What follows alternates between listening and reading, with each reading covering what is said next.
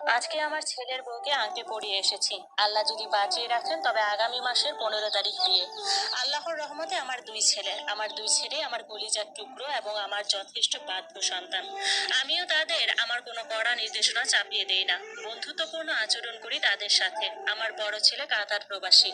সে দেশে এসেছে 6 মাসের ছুটি নিয়ে। এর মধ্যে 15 দিন অতিবাহিত হয়ে গিয়েছে। আমি নাহিদা সরকার, পেশায় একজন কলেজ শিক্ষিকা। আমি আমার কলেজের ছাত্রছাত্রীদের পরীক্ষার খাতা কাটছি, আর বড় ছেলে আমার পাশে শুয়ে শুয়ে মোবাইলে গেম খেলছে। এমন সময় আমার ছেলের ফোনে কল এসেছে, আমার ছোট ছেলে আবিদ অ্যাক্সিডেন্ট করেছে। কথাটা শুনে আমি কান্না জুড়িয়ে দিলাম। আমার ছেলেটা কিভাবে অ্যাক্সিডেন্ট করেছে? মাত্র ক্লাস 9-এ পড়ে, বাসা থেকে কোচিং এ গিয়েছে। এই দুর্ঘটনা কিভাবে ঘটলো? আমি বরকা পরে বড় ছেলের সাথে বের হলাম। আমার প্রবাসী স্বামীকে তখনও কিছু জানাইনি। আমার ছেলের বন্ধু সহ পথচারীরা মিলে একটা হাসপাতালে এনেছে। সেখানে ভালো চিকিৎসা নেই বলে আমি আর আমার বড় ছেলে মিলে পঙ্গু হাসপাতালে নিয়ে গেলাম আবিদকে। কারণ আমার ছেলে বাইক অ্যাক্সিডেন্ট করেছে। সে কোচিং থেকে আসার সময় বড় রাস্তা পার হওয়ার পর একটা বাইক এসে আহত করে যায়। আমার ছেলে বাম পায়ে খুব আঘাত পেয়েছে এবং পায়ের আঙ্গুল হতে নিয়ে হাতের দিকটা ভেঙে গিয়েছে। আমি বসে বসে কাঁদছি আর আল্লাহকে ডাকছি। আমার বড় ছেলে আমাকে সান্ত্বনা দিচ্ছে, আম্মা আপনি কাঁদবেন না, কিছু হবে না, আল্লাহ ভরসা।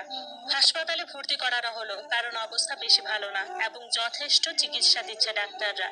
আমি আমার প্রবাসী স্বামীকে কল দিয়ে সব জানালাম। তিনি আমাকে সান্ত্বনা দিলেন আর তিনি খুব করে চেয়েছিলেন দেশে আসতে, কিন্তু পসিবল হচ্ছিল না। কারণ আমার বড় ছেলে এখন দেশে, উনিও যদি চলে আসেন তাহলে দোকান সামলাবে কে? আমার স্বামী আর বড় ছেলে একসাথে থাকেন কাতারে। আমার স্বামীর সুপার শপ রয়েছে। আমার বড় ছেলের বয়স যখন 20 বছর তখন রাজনৈতিক একটা মামলা খেয়ে কাতারে পাড়ি জমায় বাবার কাছে। সে থেকে বাবা ছেলে একসাথে ব্যবসা করে। এতে অবশ্য আমার স্বামীর অনেক সুবিধা এবং ব্যবসাতে সাহায্যও হয়েছে। দীর্ঘ 6 বছর পর আমার বড় ছেলে দেশে এসেছেন। আর আসার পরই আমি বিয়ে করিয়ে দিচ্ছি, কারণ আমার শাশুড়ি হতে ভীষণ ইচ্ছে হচ্ছে। বয়স তো আর কম হচ্ছে না আমার। ছোট ছেলে হাসপাতালে ভর্তি, আজ 15তম দিন।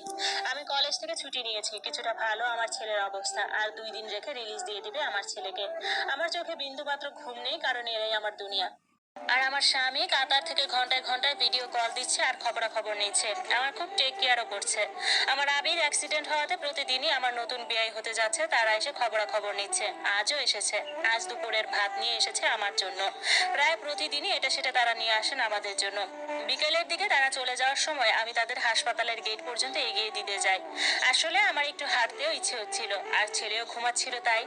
আমি তাদের গেট পর্যন্ত এগিয়ে দিয়ে ফিরে আসছিলাম, এমন সময় হাসপাতালের রিসেপশনের দিকে চোখ গেল। আমি থমকে দাঁড়ালাম। একটা লোক বসে আছে, তার একটা পা নেই। মুহূর্তেই বুকের মধ্যে কেমন করে উঠলো। তিনি আর কেউ নয়, আমার প্রথম